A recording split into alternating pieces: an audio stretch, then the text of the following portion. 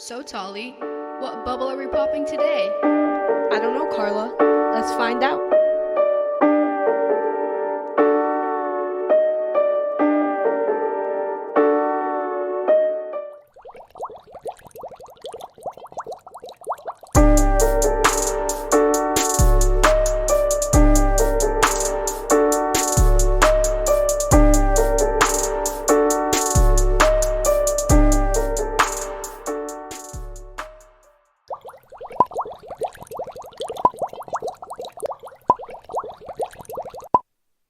Happy Sunday, everyone. I'm Tolly. I'm Carla, and this is another episode of Popping the bubble. How you doing, Hey. Carla? You know what? I'm doing so good. Yesterday, I had a really rough day, and it was just hard to get going with my life, but now I'm feeling so good. I'm here. How are you, Tolly? Okay, guys, me and Carla just had like a little jam session before we started, and I'm feeling so energetic and so ready. Like, this was like my favorite part of the day. Like, it was so nice. We had to get that. We put on. Can I tell them what we listened to? Definitely. We listened to some Hannah Montana. Nobody's Perfect. You know, it really got us going. I feel really bad for the people who live near us and had to hear that because we were playing it through our headphones at a very high volume. We can't sing. And we're kind of tone deaf. We can't sing. So I apologize if you live on the second floor of Auchincloss Dormitory at St. George's School and you just heard that. I'm so sorry. No. I think it was excellent. We should do this more often. At the expense of our neighbors. At the expense of our neighbors. That's yes, okay. Definitely. I'm okay with that. All right. So for today's episode, we're kind of just going to be having a conversation about this past election that happened. So today, it's currently November 16th. So the election happened about over a week ago. And so we found out the results on November 7th, but, you know, we've been wanting to talk about this, and so we've had some time to process and go through everything, so we're just going to go ahead and talk about it. I think we should tell them where we were when we heard Joe Biden won.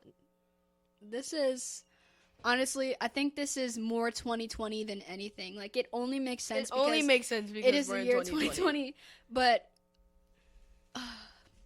unfortunately, Tali and I were taking an SAT along with the rest of our junior class on Saturday, November 7th.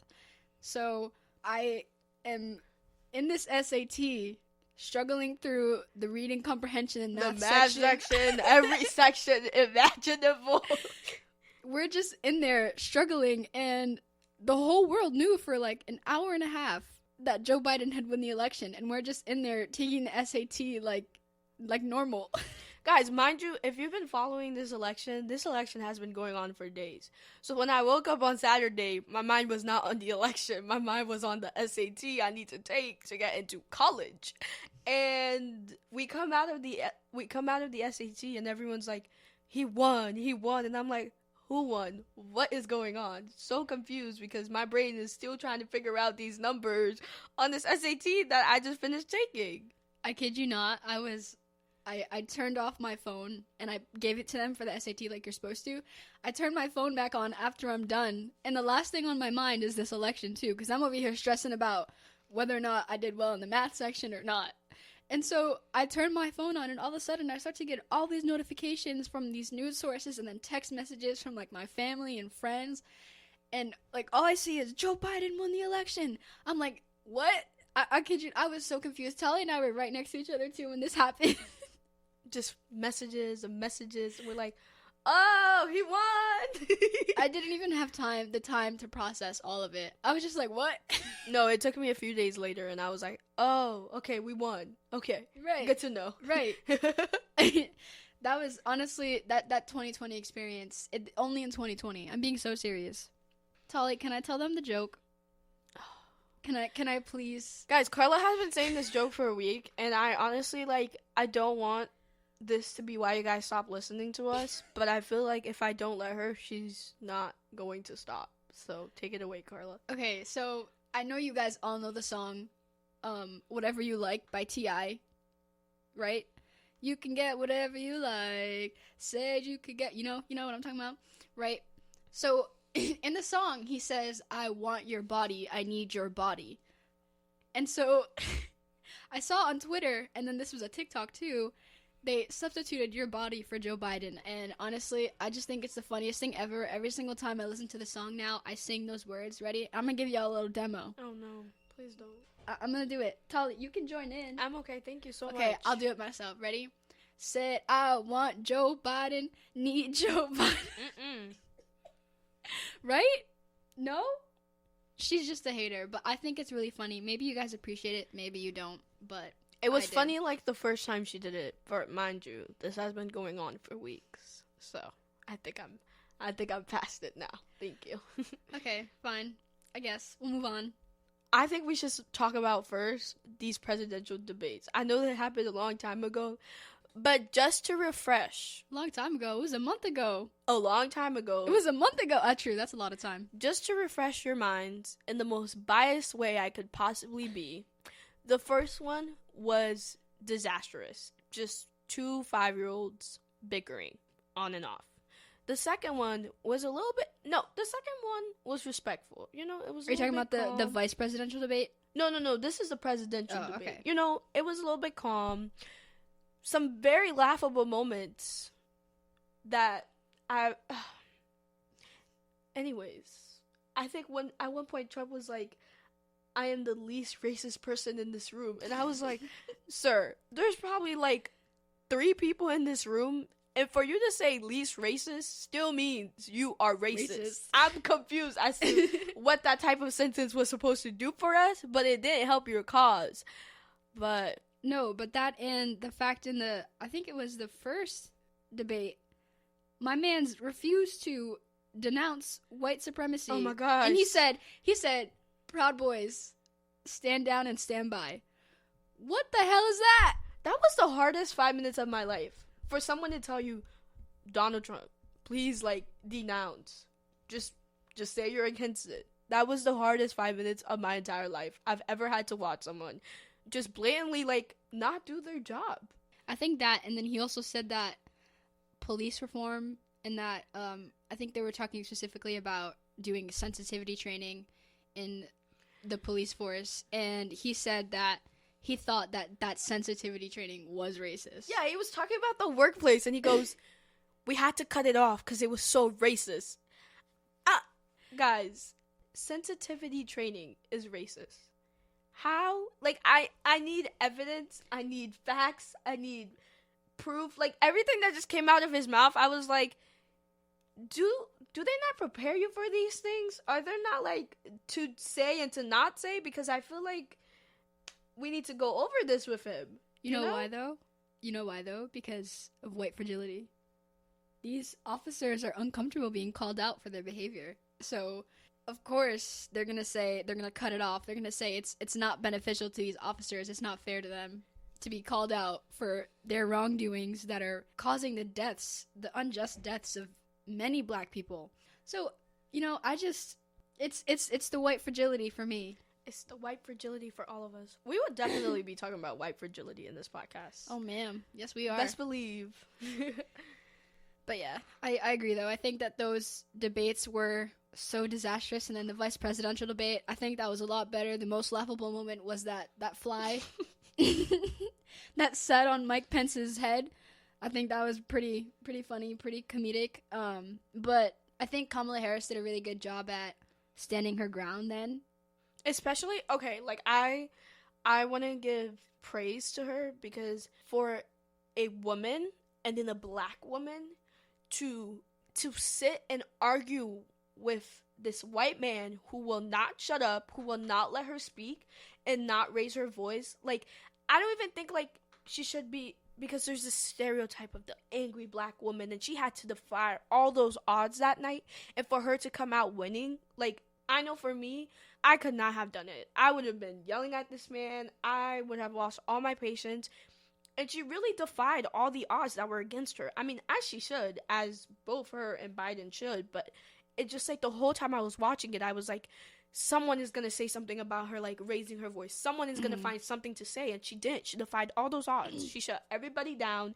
And it was just, yeah, I think that, like, that doesn't exclude her past, because she's not perfect, and we're going to talk about that. But I feel like for a black woman to be in that position where she's arguing with, like, this white man who holds significant power, I think that takes a lot, because, like you mentioned, there is that stereotype of the angry black woman, and black women aren't put in positions where they have the ability to voice their opinions in a manner that other people will receive well.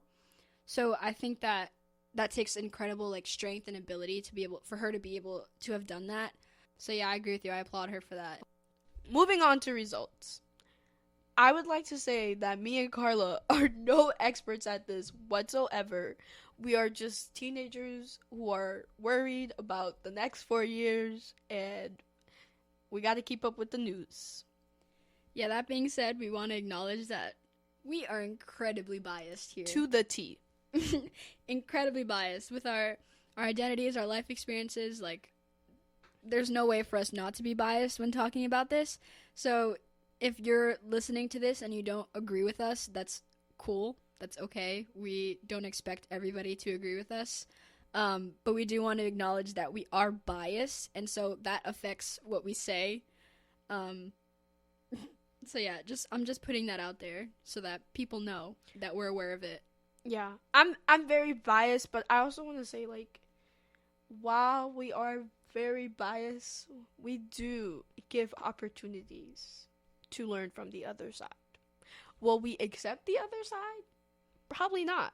But we do give opportunities, you know? We always talk about how you gotta listen to others and learn from others, and we are definitely one of those people who learn from others and understands and has that empathy. But then again, like what Carla said, like, our identities, our background, that plays a lot into this podcast, and we just want to make sure that, you know, a lot of the things we don't expect everyone who listens to agree, and we definitely understand that, and we're always open to having these conversations with different people. And it's all like a balance of being open-minded and listening to people with differing opinions, but at the same time staying true to your own values. So I think that's a lot of what we're working on, learning through this whole podcast experience, but also in life, and so we are aware of it. Yeah. So moving on to results.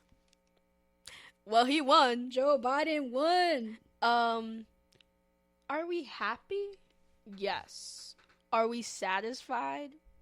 Not really. I honestly, like, for the last, how many elections have I, like, been active in? Like, the last three, counting this, I honestly think we could have done better. But am I happy with the result? Yes, because I honestly think having Trump for the next 4 years again would have been worse, especially with the state that we're in right now in America with COVID and the Black Lives Matter movement and these racist people thinking they can just come out their house and be blatantly racist. Having Trump for the next 4 years would have definitely been terrible. And I'm gonna say this, if he won, I would have decided to go to college outside of the country. Yeah, I think that we're faced with a situation where a lot of people are stuck choosing between the lesser of the two evils, because Biden isn't perfect either. We talk a lot, we hate on Trump a lot, but Biden isn't perfect either. He has made policies and decisions that have affected the black community. Kamala Harris has as well, which we're going to talk about and acknowledge too, but this was choosing between the lesser of the two evils, and I feel like in this scenario, we were going to get better. We're going to get better results with Biden than with Trump. Yeah, and I mean, I also think, like, we have to understand, or I think for me, when it came to having these discussions about the election, I was like, well, I can't vote, but if I could vote, I would obviously have chosen Biden, but I would have also had made it a decision that when I choose Biden, I am upholding him to these certain requirements that he needs to fulfill. I'm not telling him to, like, cure world hunger and dismantle racism fully, but I'm telling him to, like, Does that make sense? Dismantling racism fully? Don't we want him to do that? No, but I'm saying, like, okay, like, let's be realistic. Biden is not the best option to be dismantling racism. Obviously. But I'm saying, like, when we voted for him, or when people voted for him, I want those same people who voted for him in the same country that elected him to hold him to these things. Like, some of the things Trump did, which is really upsetting, some of the things Trump did, a lot of the time Biden in office is going to be trying to take those policies out. Yeah, he's going to be trying to undo a lot of those things. Mm-hmm. And I think that was, like, one of the things I didn't fully realize. So after the election, where, like, a lot of people were holding Biden to such high standards because we didn't want Trump. But then we realized, well, I realized, speaking from the I perspective, I realized that, like, Biden is not our savior. He is just who we need to deal with and hold accountable for our nation for the next 4 years. Right. And I think with that, there's, like, we spent all these months, this election has consumed maybe the last year of our lives, anticipating this and going through the primaries and the debates and stuff. So we've gone through all this time. We spent all these efforts trying to make sure that people vote, and that we can elect somebody who is going to do better for the people.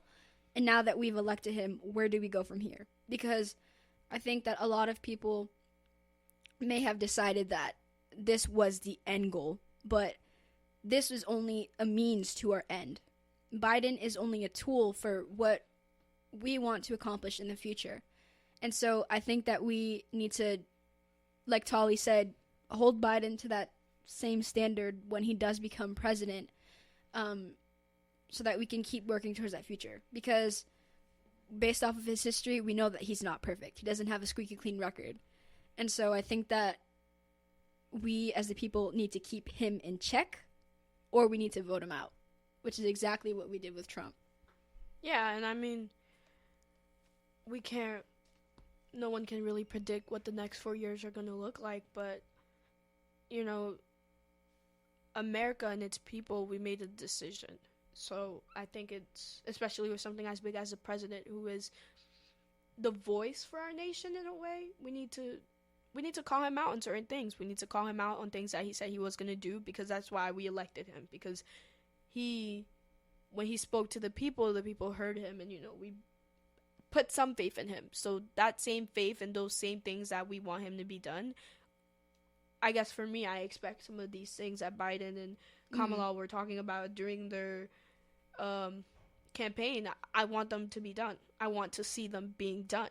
And I guess that's what I'm anticipating for the next 4 years. And I'm not telling them they have to do everything, but a lot of the big things, a lot of the things that have to do with education, with classes and race and people's lives, I want it to be done. Like, we need to stop settling for less and push these people, because we know they can do more than they're telling us they can. Right. It's like, I want to see these promises be delivered. Yeah. I want to see these things come into fruition. And so I think that obviously Trump still has like a little over a month left doing whatever it is that he does. And then we're still waiting for him to congratulate Biden. Yeah, he hasn't conceded yet. Are we going to get that? He hasn't conceded yet. It's November 16th. The results, the race was called on November 7th. So I think it's been, 9 days? And we know his Twitter fingers work. So even if it's a tweet, like, I'll take the tweet. But he hasn't conceded. We know your fingers are working, sir. So whenever you're ready. Whenever you're ready. I mean, they might have to go to the White House and carry him out, because it's not looking like he's going to go willingly these days. I'll help you move out. I got you. Need the packing crew? Need a packing crew. We got you. Yeah. So we've said we know that Kamala Harris and Joe Biden aren't perfect. They don't have a squeaky clean record. But I think at the same time, though, we need to acknowledge the historical significance that is their election to office. Kamala Harris is the first woman to hold such a powerful position in our country. She is the first VP/president that is a woman. And not only that, but she is the first woman of color. She is, I think, she's the second person of color. She's the second person of color, but she's the first woman of color. Yeah. And so I think there's so much history, and there's so much power in that too. That's so important. Like, I just know, like, again, a lot of these things, like, don't come to me until, like, time has passed. But for seeing someone who's a woman, who's black, who's a person of color in that position, like, I always think about, like, the future and those the next generation after us and the next generation after us. Like, we're not grateful, but we're in such a grateful position to be able to have that at our time, to be able to have that at our prime time, where we're learning and we're growing and we're about to, like, enter college in a year or two, and we're about to be able to vote in a year or two. To see someone that represents us in so many ways in that position of power, it's truly, like, it's amazing. I think you talk about, like, growing up, they would tell us girls can do anything, but so few times we would see women in actual positions of power. And so I think that just to see somebody like Kamala Harris, however cliche this may sound, it gives you hope that maybe other women can follow suit and do exactly what she did. And so I think it's just empowering for women, regardless of her policies, which are obviously very important in her history and what she's going to do for us. But just thinking about that. And I saw a video recently, I think it was on Instagram, and it was a video of all of the vice presidents of the United States progressing on the years from the time that we gained our independence from Britain. And so I'm seeing all these white men just lining up. These portraits of white men just keep coming. And then you get to the end, and it's a picture of Kamala Harris. And I don't know, just watching that video, like, it gave me so much pride, and it made me feel empowered and hopeful for the future. Because, I mean, obviously I know that it's not going to be perfect and that we still have a really long way to go. But I think this is that first step to moving forward with our future. Yeah, I mean, I also saw that video. I think the one thing that really spoke out to me was, like, all those portraits you saw were in black and white. And then when it came to her, it was full on color. Like, I don't know if that's just a thing for me, if that was the only thing that resonated with me. But I like seeing all those white men in black and white, and then seeing her in color, present day, our time. Like, it's the representation for me. That is the representation for me. And it's the representation for so many little girls, so many black girls and girls of color who are looking at her and being like, I could be the next VP. I could be the next president, even, if we really want to. And it's the representation. This election, it's been historical. And I just want to go through really quickly all of the firsts and the people who've made history with this 2020 election. We have Cori Bush, who became the first black woman to represent Missouri in Congress. We have Sarah McBride, who became the first openly trans state senator in U.S. history. This is in Delaware. And then there's Richie Torres, who is the first openly LGBTQ Afro-Latinx person in Congress, represent.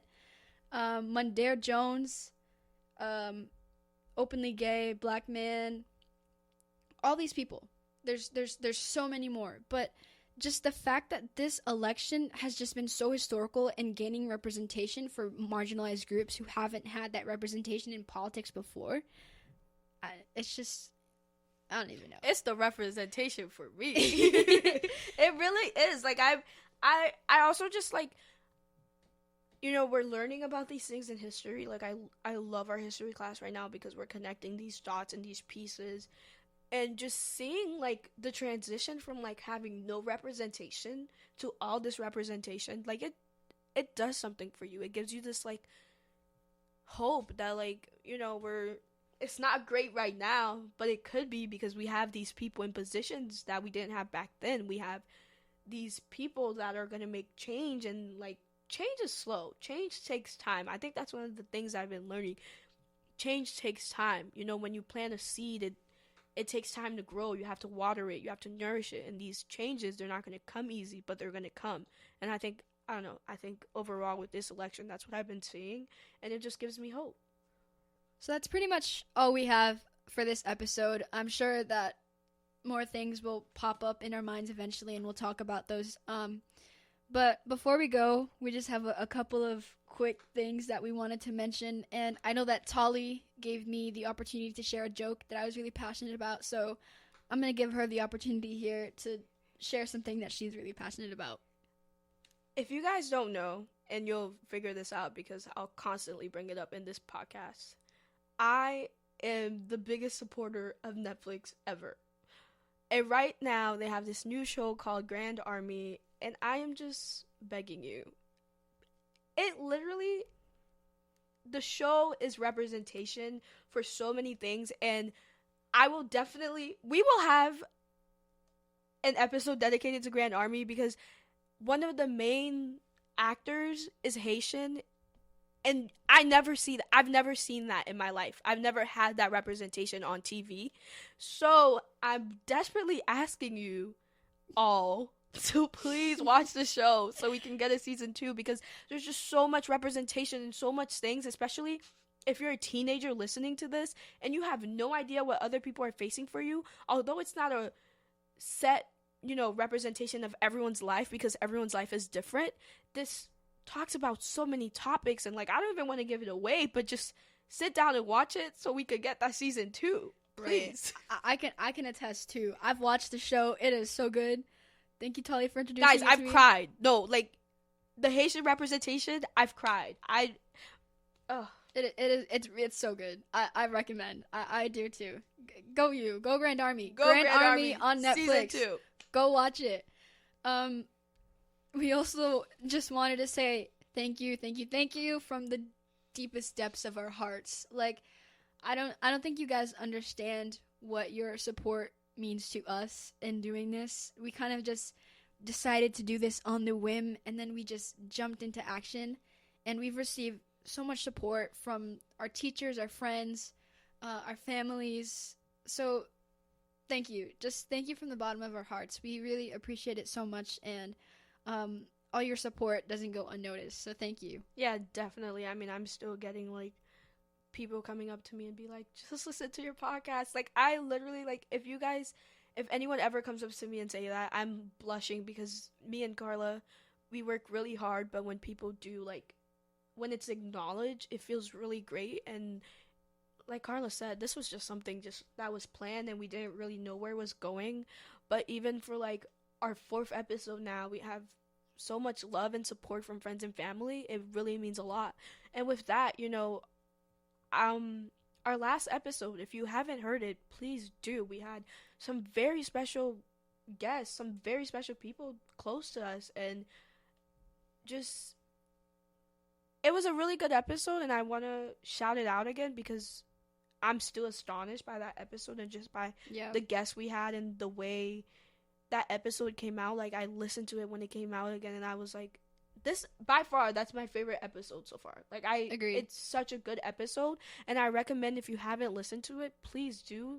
We can find it on Spotify, Apple, and on our Instagram. We have links and resources available in our bio, and we just encourage you all to listen and to continue these conversations because they're so important.